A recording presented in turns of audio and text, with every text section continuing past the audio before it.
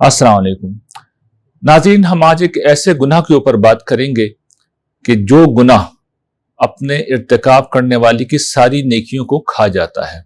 उसके अमाल को गारत कर देता है और दुनिया और आखिरत में उस पर अल्लाह की लानत और अजाब का सबब बनता है। ये संगीन गुनाह बुहतान का और झूठे इल्ज़ाम का गुनाह है। देखिए, झूठ एक इखलाकी बुराई है, हम सब ये बात जानते हैं, लेकिन झूठ की एक इंतहाई शक्ल वो होती है जिसमें कुछ लोग आगे बढ़ते हैं और ये फैसला करते हैं कि किसी दूसरे मुसलमान या किसी दूसरे इंसान की इज्जत व आबरू को उन्होंने दाग लगाना है, उसको लोगों की नज़र में गिराना है, उसे बदनाम करना है, लोगों को उससे दूर करना है। चनाचे वो उसकी आबरू के ऊपर दाग लगाते हैं। कुरान मजीद ने इसको कई पहलुओं से बयान किया। इसकी सबसे नुमाया किस्म तो वो है जिसमें मासूम, पाकदामन और भोली भाली खवातीन के ऊपर जब बदकारी का इल्ज़ाम लगाया जाए तो कुरान मजीद ने उसे एक इंतहाई संगीन गुनाह करार दिया है। सूरह नूर में अल्लाह ताला ने सैयदा आयशा रजी अल्लाह ताला अन्हा के हवाले से जब उन पर बुहतान लगाया गया और उस बुहतान की जब बारात कुरान मजीद में नाजिल हुई और ये बताया गया कि कितना संगीन गुनाह है, तो फिर इसके कई पहलू हैं जिन पर तवज्जो दिलाई गई। इसमें से एक पहलू तो ये है कि अल्लाह ताला ने बहुत कम जराइम की सजा खुद मुकर्रर की है। उनमें से एक झूठा इल्ज़ाम या बुहतान है और इसकी सजा 80 कोड़े मुकर्रर की गई है और ऐसे लोगों की शहादत कभी कबूल नहीं की जाएगी। ये कुरान मजीद का फैसला है और उनके फिस्क का ऐलान कर दिया गया है। ये एक इंतहाई संगीन बात है जो कुरान मजीद में बयान हुई। फिर कुरान मजीद ने इससे भी ज्यादा संगीन बात जो कही है इस हवाले से, झूठे इल्ज़ाम और बुहतान के हवाले से ये बात कही है, वो ये है कि जो लोग ये काम करते हैं उन पर खुदा की लानत है दुनिया में और आखिरत में, और उनके लिए अजाब अजीम है। ये इंतहाई संगीन किस्म की वईद है जो कुरान मजीद में सुनाई गई है। और इसी पस मंज़र में रसूलुल्लाह सल्लल्लाहु अलैहि वसल्लम ने जब 7 मुहलिक गुनाहों को बयान किया है तो उसमें इस गुनाह को भी शामिल किया है, यानी खवातीन के ऊपर, मासूम खवातीन के ऊपर बदकारी का झूठा इल्ज़ाम लगाना। इस हवाले से कुरान मजीद ने एक बहुत अहम बात इस मौके पर कही है सूरह नूर के अंदर, और ये तवज्जो दिलाई है मुसलमानों को कि जब तुम इस तरह को कोई वाकया सुनते हो तो तुम्हें क्या करना चाहिए। क्या तुम्हें उस वाकये को, उस चीज को आगे बढ़ा देना चाहिए? एक शख्स ने सुना, उसने दूसरे से कह दिया, दूसरे ने सुना, उसने तीसरे से कह दिया, और इस तरीके से पूरे माशरे के अंदर इस तरह की चीजें फैल गई। नहीं, कुरान मजीद सही तरीका बताता है कि तुम्हें हुस्न जन से काम लेना चाहिए, एक दूसरे से बल्कि अपने आप से हुस्न जन से काम लेना चाहिए। ये सोचना चाहिए कि जब मैं ये काम नहीं कर सकता तो एक दूसरा मुसलमान जिसकी हैसियत मालूम है, जिसकी शोहरत अच्छी है, वो इस काम का इर्तिकाब कैसे कर सकता है। चुनांचे कुरान मजीद की ये तालीम है जिसे हम इख्तियार करें तो माशरे के अंदर कभी इस तरह की चीजें नहीं पनप सकती। क्योंकि देखिए, होता यह है कि जो लोग इस तरह के जराइम का इर्तिकाब करते हैं, यानी मासूमों के ऊपर बुहतान लगाते हैं, इल्जाम लगाते हैं, वो बहुत कोल्ड ब्लडेड होते हैं, यानी वो सोच समझ के ये काम कर रहे होते हैं। ये मेरे और आप जैसे आम लोग होते हैं जो अपनी मासूमियत में, बेखबरी में इस तरह की चीजों को आगे बढ़ा देते हैं। ये समझते हैं कि नहीं, फला आदमी कह रहा है तो ठीक ही कह रहा होगा, चलो हम पूछ के देख लेते हैं, चलो हम किसी के सामने बयान कर देते हैं। इस तरह की किसी चीज की इजाजत कुरान मजीद ने हमें नहीं दी है, बल्कि हमें यह सिखाया है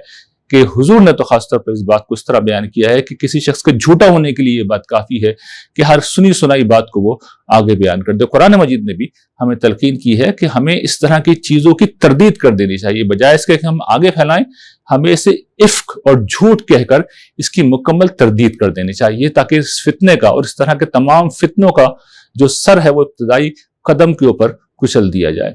अच्छा, कुरान मजीद के दीगर बयानात से मालूम होती है कि ये जो गुनाह है इल्जाम व बुहतान का, ये ना सिर्फ ये कि सिर्फ खवातीन तक महदूद नहीं है, और इसी तरीके से ये किसी की इज्जत व आबरू पर इल्जाम तक ही महदूद नहीं है, बल्कि इसकी और भी जहतें हैं। मिसाल के तौर पर सूरह यूसुफ में हम देखते हैं कि सैयदना यूसुफ अलैहिस्सलाम पर उनके भाई एक बुहतान लगाते हैं। जब उनके सगे भाई बिन्यामीन को इत्तेफाक की बिना पर या अल्लाह ताला की हिकमत की बिना पर पकड़ लिया गया, यानी बादशाह का पैमाना खो गया था जिससे वो चीजों का वजन करते हैं। हजरत यूसुफ अलैहिस्सलाम ने अपने भाई बिन्यामीन के सामान में अपना पानी पीने का प्याला रख दिया था, तो उनके सामान की जब तलाशी हुई तो शाही पैमाना तो नहीं मिला, लेकिन हजरत यूसुफ अलैहिस्सलाम का पानी पीने का जो गिलास था, पानी पीने का जो बर्तन था, वो मिल गया। चुनाचे उन्हें रोक लिया गया, और जब यह कज़िया हजरत यूसुफ के दरबार में पेश हुआ تو حضرت یوسف کے جو بھائی تھے جو اس موقع پر موجود تھے، انہوں نے نہ صرف یہ کہ اپنے بھائی کے اوپر الزام لگایا، یہ کہا کہ اس نے چوری کی ہے، چلیے اس کے تو کچھ شواہد اس پانی کے پیالے کی شکل میں موجود تھے، لیکن اس موقع پر انہوں نے حضرت یوسف علیہ السلام کو بھی بیچ میں گھسیٹ لیا، جن کو انہوں نے کنویں میں خود دھکیلا تھا۔ وہ جانتے تھے کہ حضرت یوسف علیہ السلام میں ایسی کوئی برائی نہیں تھی۔ انہوں نے حضرت یوسف علیہ السلام کے بارے میں یہ کہا کہ اس نے اگر چوری کی ہے، بنیامین نے اگر چوری کی ہے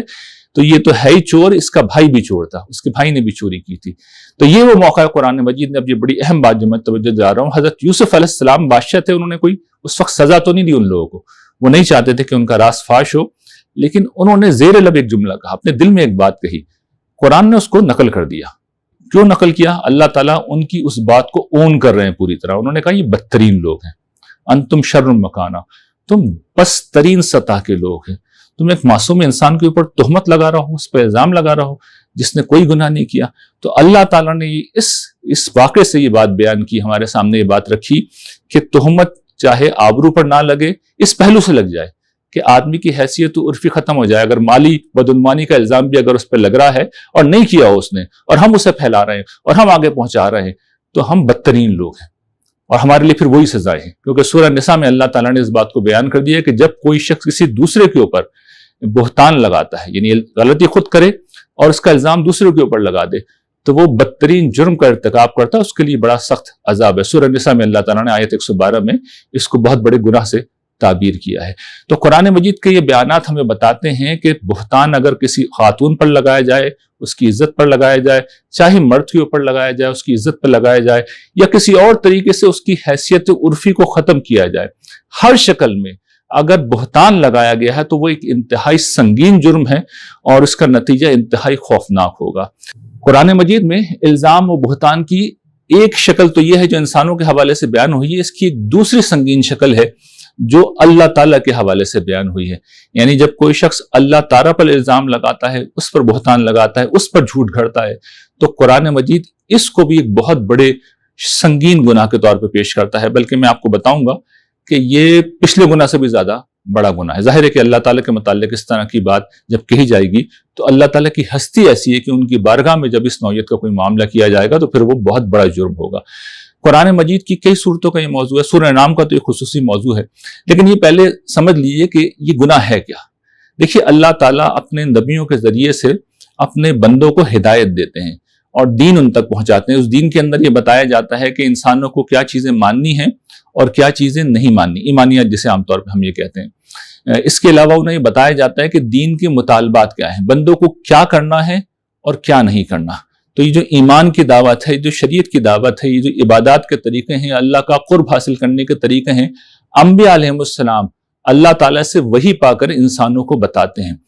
تو یہ جو افتراء علی اللہ ہے، اللہ کے اوپر جھوٹ گھڑنے کا عمل ہے، اس میں ہوتا یہ ہے کہ کچھ لوگ اٹھتے ہیں اور وہ بہت سی چیزوں کو ایمان کے طور پر، عقیدے کے طور پر، دین کے طور پر، شریعت کے طور پر پیش کرنا شروع کر دیتے ہیں۔ چنانچہ اس کا نتیجہ یہ ہوتا ہے کہ جو اصل دین ہے وہ تو کہیں دور رہ جاتا ہے، وہ لوگوں کی توجہات کا مرکز نہیں بنتا۔ یہ جو انسانوں کا بنایا ہوا دین ہے، انسانوں کے بنائے ہوئے عقیدے ہیں، انسانوں کی بنائی ہوئی شریعت ہے، یہ زیادہ اہم ہو جاتی ہے۔ اور یہ اتنا بڑا اور اتنا سنگین جرم ہے کہ اللہ تعالیٰ نے قرآن مجید میں جہاں پر جرائم کی فہرست بیان کی ہے، گناہوں کی فہرست بیان کی ہے، تو اس کو شرک کے ساتھ بیان کیا ہے۔ اللہ تعالیٰ سورہ اعراف میں ارشاد فرماتے ہیں، ان تقولوا علی اللہ ما لا تعلمون، کہ تم اللہ کے اوپر وہ بات کہو جس کا تمہیں علم نہیں ہے۔ اسی طریقے سے سورہ انعام میں، سورہ زمر میں اور کئی مقامات پر اللہ تعالیٰ ایک بات کہتے ہیں، ومن اظلم ممن افترى علی اللہ کذبا، اس سے بڑھ کر ظالم کون ہوگا جو اللہ کی طرف جھوٹ گھڑے، اللہ کی طرف کوئی بہتان گھڑے، اللہ کی طرف وہ بات منسوب کرے جو اللہ تعالیٰ نے نہیں کہی ہے۔ رسول اللہ صلی اللہ علیہ وسلم نے بھی اس کو موضوع بنایا ہے، اور آپ نے ایک روایت کے اندر جو صحیح روایت ارشاد فرماتے ہیں، من احدث فی امرنا ھذا ما لیس منہ فہو رد، کہ جو شخص ہمارے اس دین کے اندر کوئی ایسی بات نکالے جو اس میں نہیں ہے، تو ایسی ہر بات کو ہمیں اٹھا کے پھینک دے جائے، اسے مردود قرار دیں گے، ہم اسے ہم قبول نہیں کریں گے، اسے ہم رد کر دیں گے۔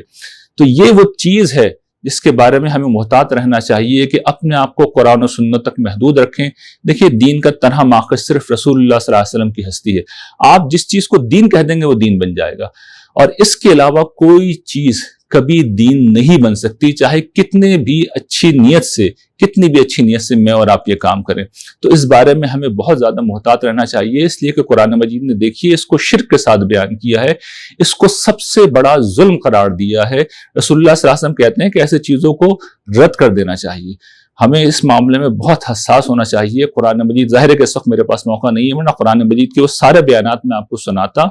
جس میں آپ کو اندازہ یہ ہوتا کہ اللہ تعالیٰ کا غیظ و غضب کس طرح بھڑکتا ہے۔ وہ اس طرح کی چیزوں کو خواہشات نفسانی کہتے ہیں، ظن و اوہام کی پیروی کہتے ہیں، اس طرح کی چیزوں کو گمراہی کہتے ہیں، اس طرح کی چیزوں پر بدترین عذاب کی وہ وعید سناتے ہیں۔ لیکن ظاہر ہے مختصر وقت میں ان ساری چیزوں کا موقع نہیں ہے۔ تو اس گناہ کی حساسیت کو سمجھنا چاہیے، اس کی شدت کو سمجھنا چاہیے، چاہے وہ پہلی قسم کا گناہ ہو چاہے دوسرے قسم کا گناہ ہو۔ اچھا، اس دوسرے گناہ کے حوالے سے ایک چیز میں واضح کر دوں، یہ بڑی اہم ہے کہ اس میں دو مستثنیات ہیں۔ مستثنیات اس پہلو سے کہنے ہیں کہ اصل میں اس نوعیت کی چیزیں نہیں، اس میں مستثنا تو شاید کچھ بھی نہیں ہے۔ دو چیزیں ایسی ہیں جو بظاہر ایسی ہی لگتی ہیں، کوئی شخص دین بیان کر رہا ہے، اللہ کی طرف سے کچھ کہہ رہا ہے، لیکن در حقیقت ان کی نوعیت یہ نہیں ہوتی۔ پہلی شکل وہ ہے جس میں کوئی عالم دین اپنا فہم دین بیان کرتا ہے اور دین کے بارے میں اپنا نقطہ نظر بیان کرتا ہے۔ تو ظاہر ہے کہ جب وہ بات بیان کرے گا تو وہ اعتماد کے ساتھ بیان کرے گا، وہ یقین کے ساتھ بیان کرے گا، لیکن وہ اپنی رائے بیان کر رہا ہوتا ہے، وہ دین نہیں بیان کر رہا ہوتا۔ دین تو رسول اللہ صلی اللہ علیہ وسلم کی نسبت سے بیان ہو سکتا ہے، حضور نے یہ فرمایا، قرآن میں یہ بات آئی ہے۔ دین اصل میں صرف وہی چیزیں بنتی ہیں۔ جس وقت کوئی عالم بات کرے گا تو اصل میں وہ قرآن و سنت کی بنیاد کے اوپر اپنا فہم بیان کر رہا ہوگا۔ جب اس کا فہم ہوگا تو اس سے اختلاف بھی کیا جا سکے گا، رسول اللہ صلی اللہ علیہ وسلم سے اختلاف نہیں کیا جا سکتا۔ چنانچہ ہم دیکھتے ہیں کہ ہمارے ائمہ،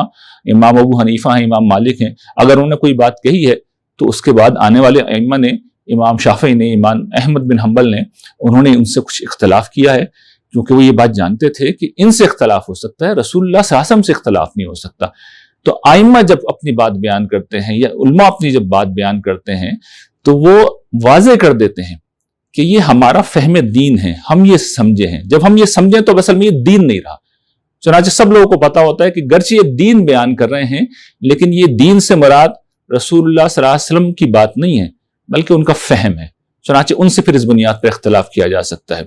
دوسری جو چیز جو بظاہر ایسا لگتا ہے کہ ایک شخص کھڑے ہو کے اللہ تعالیٰ کی طرف کچھ منسوب کر رہا ہوتا ہے اور واقعتاً کر بھی رہا ہوتا ہے، لیکن اس کی نوعیت یہ نہیں ہوتی۔ اس کی اگر آپ کو ایک بہت موٹی سی مثال اگر لینی ہے تو خود ہمارے ہاں سب کانٹیننٹ میں ایک بہت بڑی مثال علامہ اقبال کی موجود ہے۔ کبھی آپ نے ان کی جواب شکوہ کو اگر پڑھا ہو تو آپ دیکھیے وہ کیا ہے۔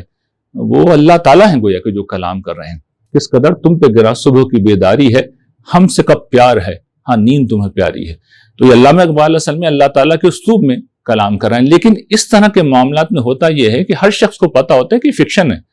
یہ ان کی خیالی بات ہے۔ چاہے علامہ اقبال یہ بات نہ بھی کہیں، لیکن انڈرسٹوڈ ہے کہ علامہ اقبال جو بھی کہہ رہے ہیں وہ ان کے اپنے خیالات ہیں، وہ ان کی اپنی رائے ہے، وہ ان کی اپنی حساسیت ہے، وہ ان کی اپنے نقطہ نظر ہے جس کا وہ بیان کر رہے ہیں۔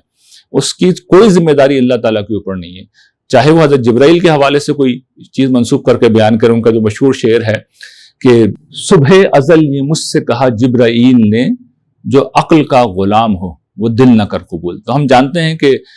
جبریل علیہ السلام کی علامہ اقبال سے کبھی ملاقات نہیں ہوئی، لیکن یہ ایک شعر ہے جو انہوں نے بیان کیا ہے اور کوئی اس کے اوپر اعتراض نہ کرتا ہے نہ کر سکتا ہے، اس لیے کہ انڈرسٹوڈ ہوتا ہے اس طرح کے سارے مواقعوں میں کہ فکشن جب بھی لکھا جا رہا ہوتا ہے تو اصل میں رائٹر ایک بات کہہ رہا ہوتا ہے، وہ کبھی وہ اللہ تعالیٰ کی طرف منسوب کر دیتا ہے اپنی بات کو، کبھی وہ حضرت جبرائیل علیہ السلام کی طرف منسوب کر دیتا ہے، لیکن اس کا یہ مدعا ہوتا نہیں ہے کہ لوگ اس چیز کو اللہ اور اس کے فرشتوں کا کلام سمجھیں۔ تو یہ کچھ اصولی گزارشات تھیں، اور اس میں غالباً سب سے زیادہ اہم چیز یہ ہے کہ دیکھیے یہ جو میں نے پہلے بھی توجہ دلائی کہ اس طرح کے الزام و بہتان چاہے وہ بندوں پہ ہوں چاہے وہ خدا پہ ہوں، جو لوگ بھی یہ کام کر رہے ہوتے ہیں، جو اس کا ماخذ ہوتے ہیں، وہ عام طور پر کولڈ بلیڈڈ ہوتے ہیں، وہ سوچ سمجھ کے سب کچھ کر رہے ہوتے ہیں۔ عام لوگ، میرے اور آپ جیسے لوگ، اصل میں وہ یہ غلطی کرتے ہیں کہ وہ جوش میں آ کر، جذبات میں آ کر اور بعض اوقات حق کی حمیت میں آ کے ان چیزوں کو آگے پھیلانا شروع کر دیتے ہیں، لیکن ایسے لوگوں کو کوئی معافی نہیں ملے گی۔ یعنی میرے اور آپ جیسے لوگ بھی اگر اس گناہ میں شریک ہوں گے تو یہ گناہ اتنا سنگین ہے کہ ہمارے لیے بھی کوئی معافی نہیں ہے۔ تو ہمیں اس معاملے میں محتاط رہنا چاہیے، اس طرح کی چیزوں کی ہمیشہ تحقیق کرنی چاہیے۔ فتبینوا کا جو قرآن مجید میں اصول ہے کہ تحقیق کیا کرو ہمیشہ۔ کچھ شخص اگر موجود ہے زندہ ہے، اس سے پوچھ لیں کہ بھائی آپ کا نقطہ نظر کیا ہے۔ کوئی خاتون اگر موجود ہے تو اس سے پوچھ لیں، اور پھر کسی کے اوپر الزام نہ لگائیں، کسی کے اوپر بہتان نہ لگائیں۔ اگر ثبوت نہیں ہے آپ کے پاس تو اس طرح کی باتیں نہیں ہیں۔ قرآن نے جو معیار بیان کیا کہ 4 گواہ لے کے آؤ، تو یہ اتنے سخت معیارات اسی لیے لگائے گئے ہیں کہ ہمارے معاشرے میں اس طرح کے نجاستیں اور گندگیاں نہ پھیلیں۔ اور اگر پھیل رہی ہیں، ہم ایک دوسرے پر الزام لگا رہے ہیں، بہتان لگا رہے ہیں، تو یقین کیجئے ہم ایک بہت نازک صورتحال سے دوچار ہیں۔ اور میں اس گفتگو کو رسول اللہ صلی اللہ علیہ وسلم کے ارشاد پہ ختم کر رہا ہوں، کیونکہ یہ جو آخری چیز اب میں بیان کر رہا ہوں ہمارے یہاں بہت پھیل چکی ہے۔ رسول اللہ صلی اللہ علیہ وسلم ارشاد فرماتے ہیں کہ دیکھو، تم میں سے کوئی شخص جب اپنے کسی بھائی پر کفر کا الزام لگاتا ہے تو تم دونوں میں سے کوئی ایک کفر کا مستحق ہو جاتا ہے، یا تو تم اپنی بات میں سچے ہوتے ہو اور سامنے والا کافر ہوتا ہے، اور اگر وہ کافر نہیں ہے اور تم نے اسے کافر کہا تو پھر یاد رکھنا پھر کفر کا الزام تمہارے اوپر آئے گا اور تم خدا کے حضور اس حیثیت میں پیش ہوگے۔ تو یہ وہ سنگین چیز ہے جس کی طرف رسول اللہ صلی اللہ علیہ وسلم نے ہمیں متوجہ کیا کہ یہ بھی الزام ہے، یہ بھی بہتان ہے، اور اس کا نتیجہ یہ کہ اپنا ایمان بھی چلا جائے گا۔ اور آپ دیکھ لیجئے کہ ہمارے معاشرے میں ہم کتنی آسانی سے لوگوں کو کافر کہہ دیتے ہیں، کتنی آسانی سے لوگوں کے بارے میں فیصلے کر دیتے ہیں۔ تو ہمیں اس بارے میں بہت زیادہ محتاط رہنا چاہیے۔ وآخر دعوانا ان الحمد للہ رب العالمین۔